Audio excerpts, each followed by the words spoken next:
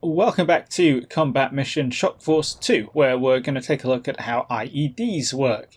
I already covered this in the Unconventionals Formation Guide, but it's not only buried in there, but that's actually almost 6 years old, so we could do with a bit of a refresh. IED stands for Improvised Explosive Device. In reality, that could be almost anything. In our combat mission context, we're dealing with three broad types: IED mines, remotely detonated IEDs, and vehicle-borne IEDs. These all work in slightly different ways, but the key thing to bear in mind is the improvised part. Fundamentally, IEDs are less reliable and harder to use effectively than more conventional weapon systems. If we need to, for example, destroy an enemy vehicle, it is much easier to deploy an ATGM, bring up a tank, direct artillery, or drop a JDAM on it than it is to rely on an IED.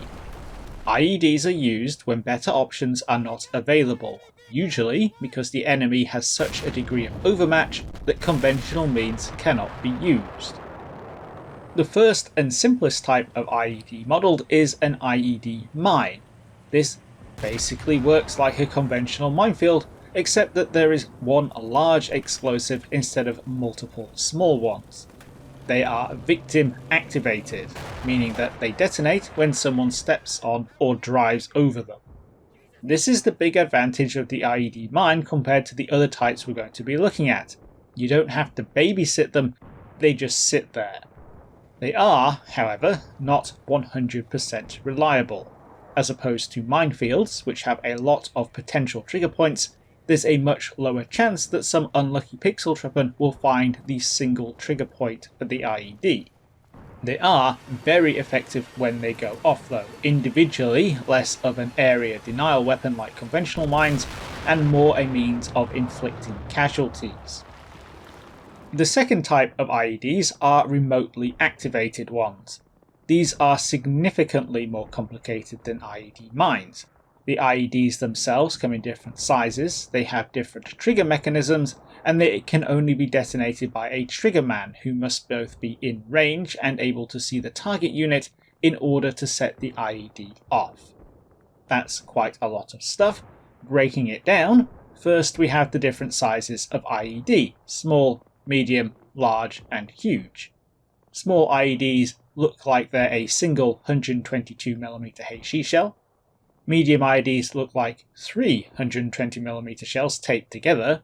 Large IEDs appear to be a cluster of 5 152mm shells, and huge IEDs are apparently a 500-pound bomb. These obviously increase in destructive potential as they get bigger. In order to gauge potential effects, it's helpful to link IED size to vehicle size. Small IEDs are capable of destroying light vehicles such as Humvees. Medium IEDs can destroy medium-sized vehicles like Bradleys. Large IEDs can destroy tanks, including the Abrams.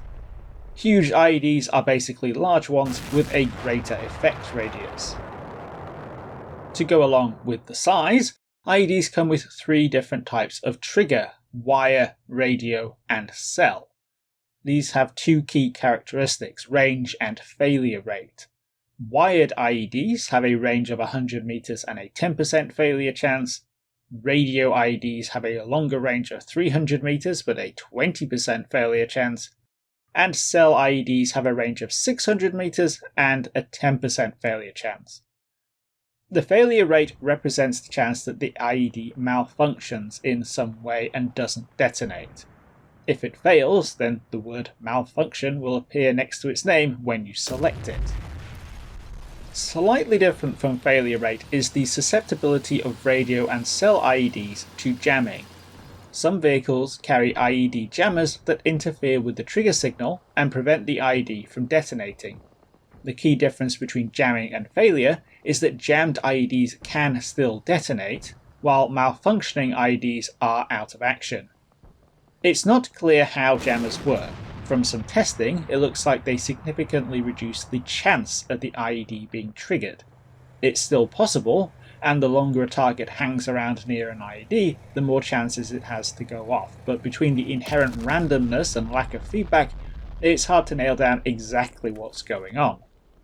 Of course, to detonate the IED, we need a triggerman.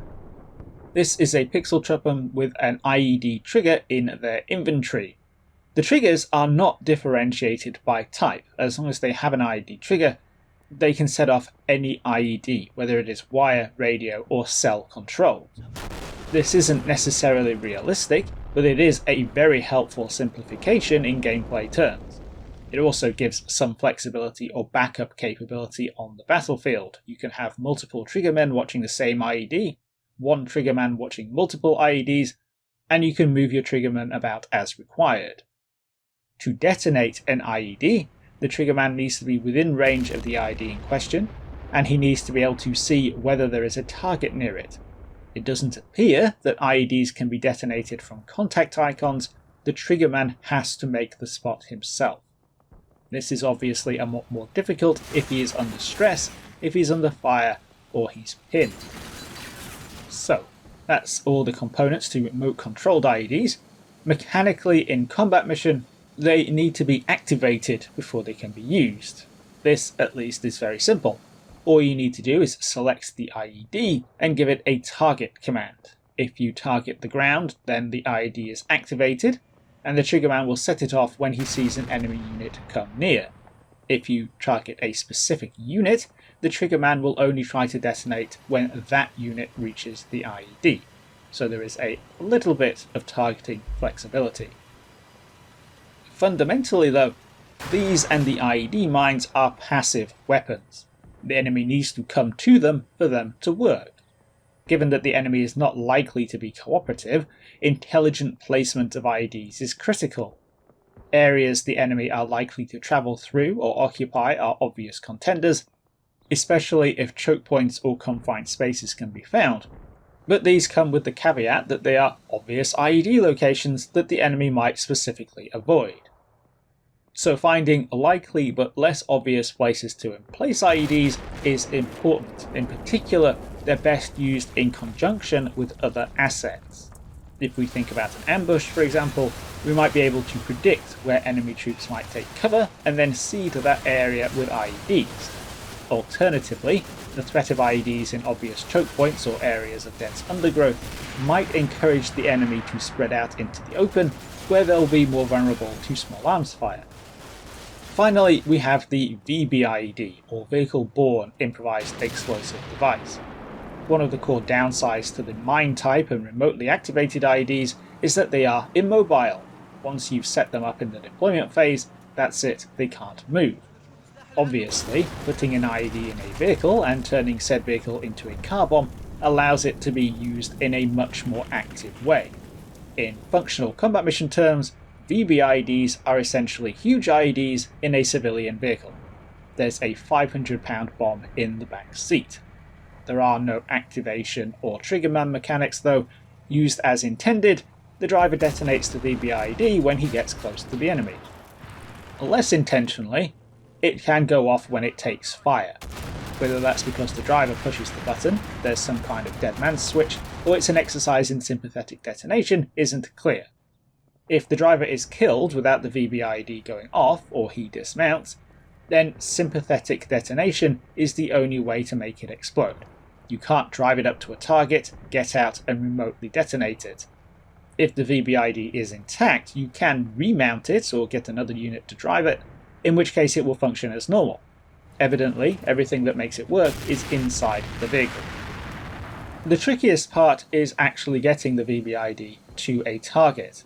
There's always the risk that it gets pre-detonated on the approach, but a deeper issue in combat mission terms is that it can be quite difficult to drive into an enemy unit when playing in the turn-based mode, especially if the target is moving. So they're best used against static units, and conducting some kind of reconnaissance to locate potential targets is absolutely vital. It's best to think of VBIEDs as a kind of guided munition, not something you want to be using to hunt for targets. It's somewhat limited by the necessity to detonate on or near an enemy unit. This means you can't, for example, target unoccupied buildings or bridges, and that the driver and or passenger need to make the spot, which can get frustrating in some situations. That then is a quick roundup of IEDs as modelled in Combat Mission. The big takeaway is that while they can be a useful asset, they are a weapon of weakness that needs a lot of elements to align properly for good effect. They are considerably more difficult to use than conventional weapons. Hope you all found this one useful. IEDs aren't the easiest thing to get your head around in Combat Mission. If you'd like to see these videos early and support the channel, you can do so via Patreon and YouTube memberships. Whether you do or not, thanks for watching, and I'll catch you in the next one.